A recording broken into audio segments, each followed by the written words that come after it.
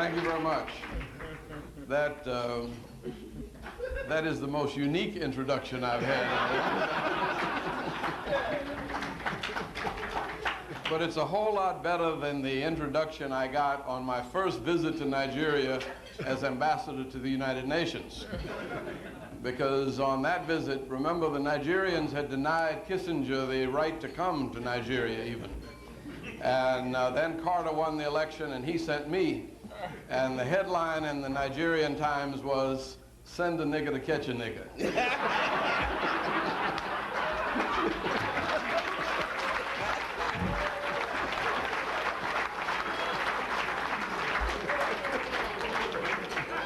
And my Nigerian brothers made it very plain that if I was coming there with a black skin with the same policies, they would treat me just like they treated Kissinger. But if I had something else to say and something else to offer, then we would get along famously. Needless to say, we did get along famously, and I say, well, I better leave Nigerians alone.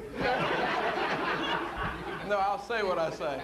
I say, well, some of my best friends are Nigerian, but I wouldn't want my daughter to marry one.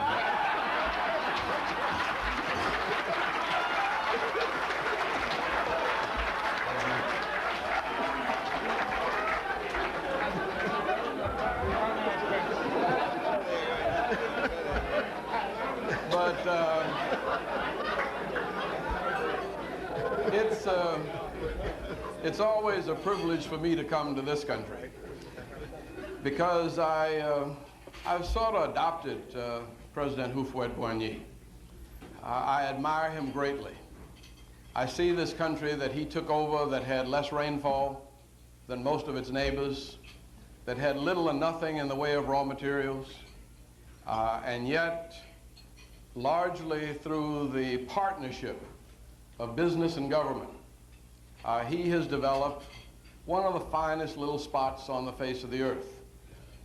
Certainly not all the problems solved.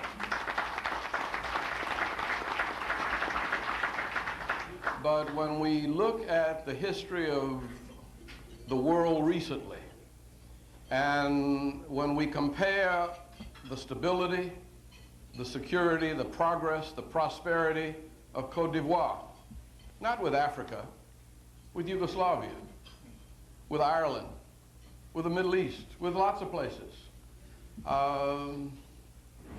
This place has done very, very well, and we owe a great debt of gratitude to the founder and father of this country for setting us such a wonderful example of how to do much, even when you've been given very little. I come from another part of the world that nobody thinks of as a developing country. But when I was growing up in the southern part of the United States, it was indeed a very poor developing nation. It was fraught with tribalism. It was black against white. It was Protestant against Catholic. Jews were ostracized, and by and large, we had all of the problems that we see plaguing much of the world today. And I saw how our country, under the leadership of Franklin Roosevelt, developed a combination of business and government working together. We had something down south called the Tennessee Valley Authority. And basically what it did was build roads, build dams, run electricity, and make it possible for the private sector to develop. There was an infrastructure that government developed that laid the groundwork for the prosperity and progress that we enjoy in the city of Atlanta and in much of the southern part of the United States. But it wasn't just government. And whenever people talk about planning an economy, I like to remind them that the key to Atlanta's success, given the government infrastructure, had nothing to do with anybody's plan. We built a city around Coca-Cola. Now, there's no central planner, there's no genius anywhere in the world that would have imagined that you could build an economy around Coca-Cola. It serves no purpose, and yet it meets a basic human need. And the world sort of gravitated to Coca-Cola, like Africa gravitated toward cola nut. It was a way of bringing people together, of celebrating the humanity of people. And so Coca-Cola now is operating in 170 countries of the world. And it's the basis of the economic development of our city. It is about as completely private sector as you can ever get. And yet it has, because it operated all over the world, it created a climate that made it possible for other business to develop. And when you look at the combination of good government infrastructure with a very creative and innovative and free private sector, you have the potential that I think will not only work in Africa, but almost anywhere else in the world. We have a way of picking on ourselves as Africans, and African Americans are no less guilty of that. We always find fault with ourselves, and we always make jokes about ourselves. But I happen to be associated with a company right now is doing business all over the world. And it's law companies in the US and Sir Alexander Gibb in Europe and Africa. And we've been in Africa for 40 years and turned a profit every year. We've been in Europe, Eastern Europe struggling. We went to Japan and gave up. We tried Taiwan and China and finally cut our losses. And I would dare say that our African business last year was as successful as our business in continental Europe or our business in the United Kingdom where we were based. In fact, altogether our international business was equivalent to our US business because we were in and are in a recession in the US. In fact, thanks to Bill Clinton, we're coming out of it. But when people say that it's hard to do business in Africa, I agree with them. But I also go on quickly to say it's hard to do business anywhere and everywhere. And if you want to do business, you really have to make a commitment. And once you make a commitment to do business regardless, you can find a way to make a profit or to do business almost anywhere in the world. But the experience of Africa, I think for our company and for many of you, has certainly been an experience that we celebrate, if only because of the fact that we can still afford to come together and commiserate about our problems. But if it wasn't for those problems, none of us would have the money nor the need to be here. And those problems are basically the cost of doing business. But the rewards that you share as representatives of government and as representatives of the private sector, I think we who do business in Africa should celebrate all over the world and not let everybody complain.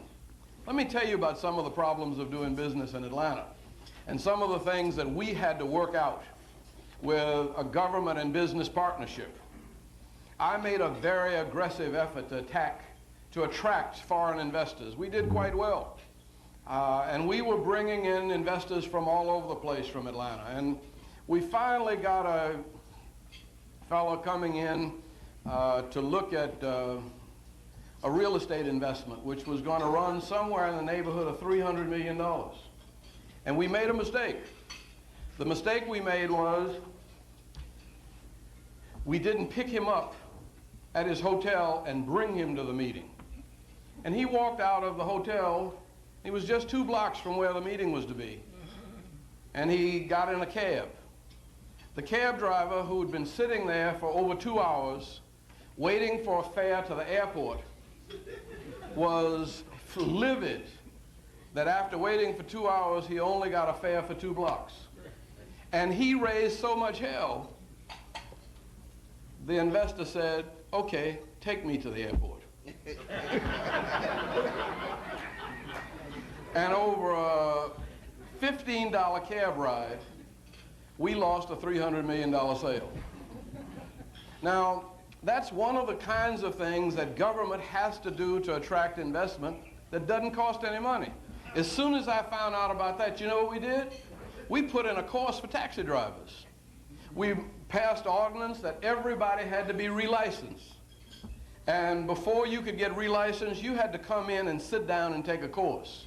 And you had to find out what it was like to do business. And we told that story over and over and over again.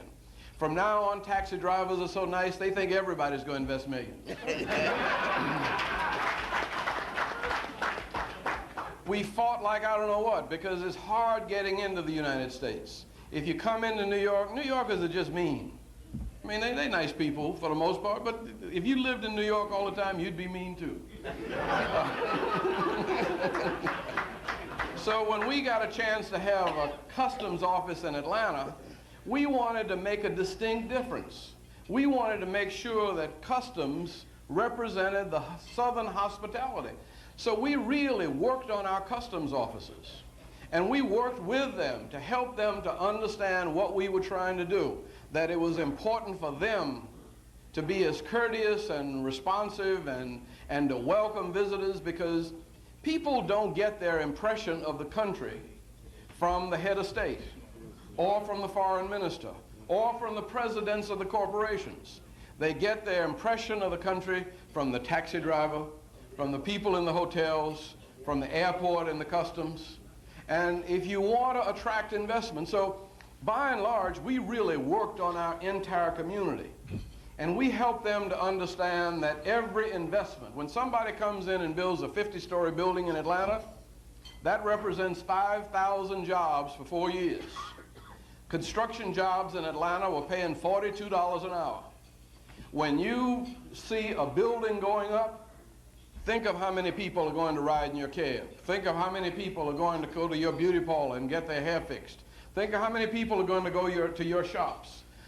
And we kind of had to explain the concept of a free market economy to the citizens of the city. And I tell you, we did such a good job that I think that was probably the clearest feature in helping us to win the Olympic Games. That everybody that came there found a city that, you know, just like any other city, except we acted like we loved each other and we acted like we loved the visitors who were coming in.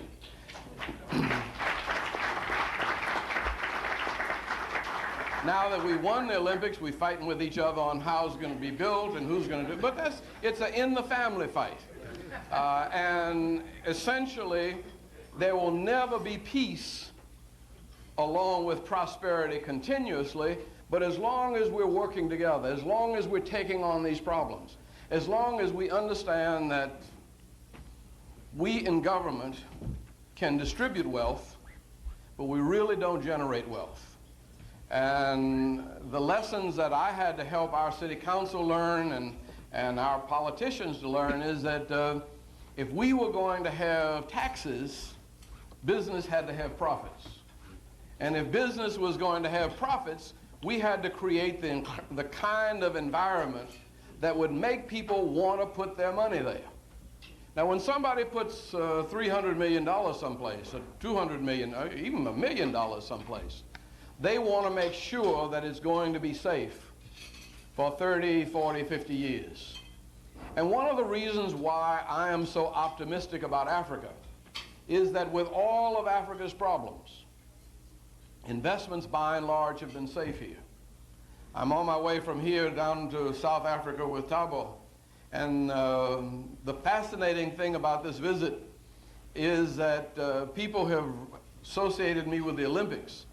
And Cape Town has an Olympic committee, Durban has an Olympic committee, and Johannesburg has an Olympic committee. Well, you know what that means? That means that people in South Africa believe that by the year 2004, they are going to be so well integrated and living together in such peace and prosperity that they will be able to invite the rest of the world there to come to celebrate the Olympics with them. That's an incredible amount of optimism.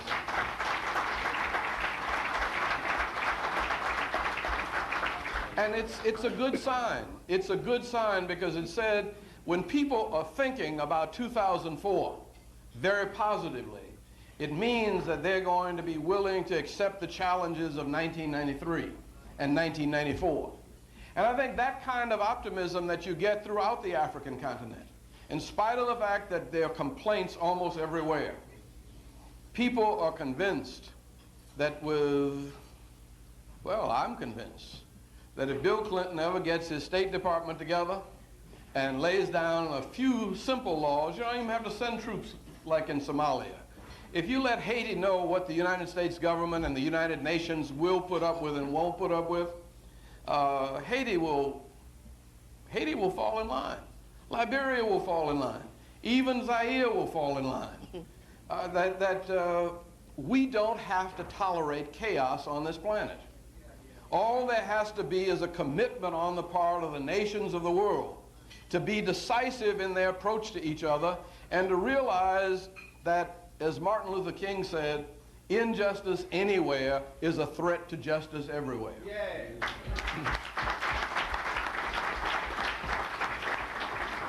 Now that's why I'm extremely positive about this continent, because I don't know of any place that has the untapped resources, including the human resources. We are talking about going to the Central Asian republics, and UNDP is having a delegation to go to teach them about profit and about management. And it's a worthwhile thing. But drive your car down the streets here. People understand profit. Get off at the airport in Nigeria. And before you get downtown, you will meet 5,279 capitalists. And every last one of them will have a good deal for you. We understand profit. We understand time management. We understand cost accounting. We know more about business than most places in the world. We just have not organized it, and we've not believed in ourselves, and we've really not set our people free to be the kind of entrepreneurs that they are instinctively. I guarantee you, no government would have ever thought up Coca-Cola. And yet Coca-Cola, in a free economy, can generate so much wealth. It really is one of the most successful companies in the world for nothing. And that's what I think is the magic of the free market system. And now the challenge for us is not only to free our people, but to see that everybody has a fair share. Now, one of the problems we have in the United States of America is that we have capitalism for the educated. You can make it in capitalism in the United States of America if you have a college degree. But we've not figured out how to make capitalism available to the poor. And poor people need a free economy more than anybody else. But we've realized, even in a country as rich as in the United States, is that we cannot afford poverty. The rich cannot afford poverty. White people can't afford poor black people. Rich black people can't afford poor black people. That it cost us $25,000 a year to put somebody in jail. It cost us $35,000 to $40,000 a year to pay their welfare costs. We can send them to college for less than $10,000 a year. Any intelligent, sensible society is going to make a $10,000 investment in education and in availing capitalism to the poor, rather than pay the cost of crime and corruption and all of the problems that go with trying to keep the wealth to yourself. You know, there is a kind of illusion that particularly the conservative Republicans of my country have, and that is that they really are kind of Marxists in their worldview. They believe that there's a pie, and if you get more, I have to get less. But the experience that we've had, particularly in the southern part of the United States, is that the more people who get a piece of the pie, the bigger the pie gets. Your share might be a little narrower, but it's bigger.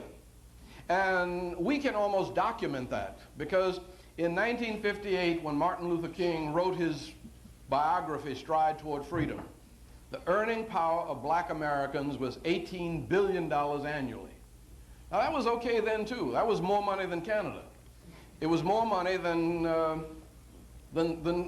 Scandinavia. Now the earning power of black Americans has gone past $350 billion annually. But you know what's happened?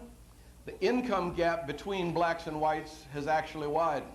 Yes, we've gotten more, but the rich have gotten even more faster than we have. Now, what we're saying is that we don't have to take from one group of people to see to it that another group of people survive. That if we can find a way to make a free market economy work for everybody, then people will develop their income level based on their, not only their abilities, but their energy level, they're willing to dedicate themselves, and the desire to work for more than their neighbor if they want it. And ideally, I think Africa can develop that sort of climate. We can do that because I think we have an abundance of resources here. We have an abundance of talent. We have all of the experiences of Europe and America. And I think it depends on us to make that work. Now, one other thing, and that is where I think Nigeria is in front of the rest of the world. I was in the old Soviet Union, and I went down to Soviet Georgia, where our sister city Tbilisi and Atlanta were in a good relationship, and the police had just killed 90 citizens of Tbilisi. And I said, how could people kill their own people that way? And the Soviet Georgian said, they are not our people. We are Georgians and they are Russian. They don't speak our language. They don't know us, they don't care about us. I said, uh-oh, you need some affirmative action. You can't have a Russian police force trying to police Georgia. You have to have a Georgian police force. And I said, as quickly, and this was before we thought the Soviet Union would break up, I said to them, you all better get at least half of your police force and half of your military made up of Georgian citizens. If not, this whole place is going to blow apart. And the same thing was true in Uzbekistan. The same thing was true with the Ukraine. Russia broke up because Russians dominated everything and didn't have a space and an opportunity for the differing ethnic groups that make up the equation. Bosnia, Croatia, Montenegro, Serbia, we didn't even know those existed in 1988 when we were there for the Olympics. It looked like one country, but underneath the surface, people were not represented. Now, we learned in Chicago and New York that if you're going to have a winning ticket in New York or in Chicago, you had to have somebody black, somebody Jewish, somebody Polish, somebody Italian. We understood tribal warfare in New York and Chicago and Atlanta. You don't put together a team without everybody represented. Now, nobody has written that into a constitution yet except Nigeria. And if the United States, if Europe, if South Africa is going, or if Russia is going to develop, because once this breakdown starts, you see, Russia thinks that Russia's now have gotten rid of, but even within what's left of Russia, there are probably 75 different ethnic groups. So once the breakup starts, it degenerates to chaos. And until you have a formula for including everybody, which the Nigerian Constitution does, then you don't have a possibility of sustaining democracy in a climate where everybody gets to look at Charlene Hunter-Galt on television. Because everybody then wants to live like that. Everybody wants to be a part of the progress and prosperity. And if they can see it and if they know it, they have to at least feel like they have a guaranteed opportunity to share in it if they work hard enough and if they're smart enough. And so I think the world has lots of lessons to learn from Africa. And I think that when I look at what people in the Clinton administration are reading, they're reading Lester Thoreau, talking about head-to-head. And at MIT, they don't know Africa exists. They think that the whole world struggle is going to, of the 21st century is going to be a struggle between Europe, North America, and Japan. And if that's the case, we're just going to have one trade war after another, and all economies are going to disintegrate. The only way the world economy, the global economy, can really be saved is that somehow we work together. And in this enormous African continent, we begin to develop the resources, to build the roads, to build the housing, to provide the fresh water and electricity. And you know, it doesn't take much. Fresh water in most countries in West Africa will wipe out 41 diseases. And there's no reason for having people dying of diseases that only fresh water will cure. And if we find, and we have enough money. We have the technology, we have the money. The only thing we have to do is get this business and political partnership together. Now, I wish I could trust governments, and I'm a creature of government. And I grew up in government, and I believe in government. Government has a role. But I've never seen government, any government, take a leadership position on almost anything. Governments, by their very nature, are designed to protect and preserve the status quo. It's normally people. First place, people who don't have a stake. And that's why you need a climate that respects human rights. Because the people that you hear screaming and hollering today are warning you about the problems you'll face down the road if you don't deal with them. The other reason we need to respect human rights is that we really need money. And I don't care how much money Dr. Babacar Njai can generate in the African Development Bank. It won't nearly come close to the amount of money that would be generated if the expatriates from Africa began to bring their talents and their money back. I look at Ethiopia. Ethiopians in Atlanta are a thriving economic class. If half of the Ethiopians in Atlanta went back to Ethiopia with their talents and their resources, that would be more money than the World Bank, the African Development Bank, or anybody else's bank could provide. Because they're skilled managers, they've got capital, they know what they're doing, they're prepared to develop a society. But they're not going to bring their money and bring their children back until they have a climate that allows them to be as free as they've learned to be in the United States. To spend their money like they want to move it like they want to.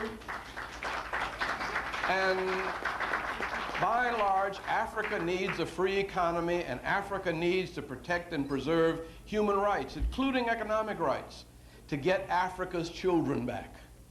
And many of us would come back. And many of us would help to develop this continent, and many of us will continue to help to work to develop this continent. And to me, that's sort of the hope.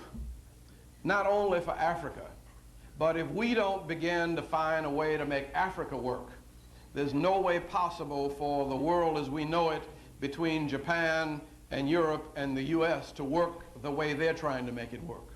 And so when I come to a group like this, it's because I see you not only as the hope of your own countries, the hope of your own businesses, not only the hope of Africa, but I see you as the hope of the world. And I challenge you to take seriously that hope. You know, the Bible says the stone that the builders rejected will become the cornerstone. And Africa can become the cornerstone of a healthy, thriving global economy.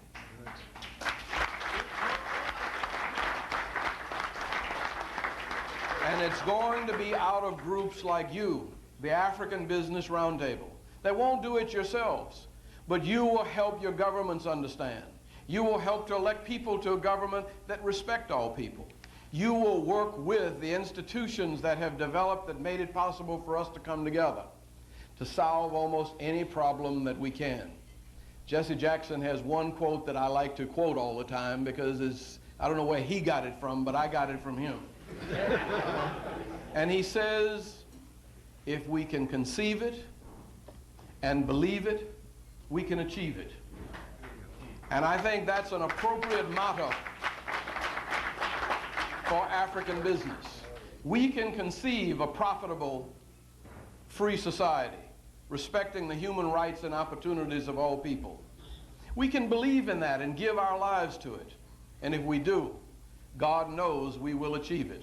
Thank you very much.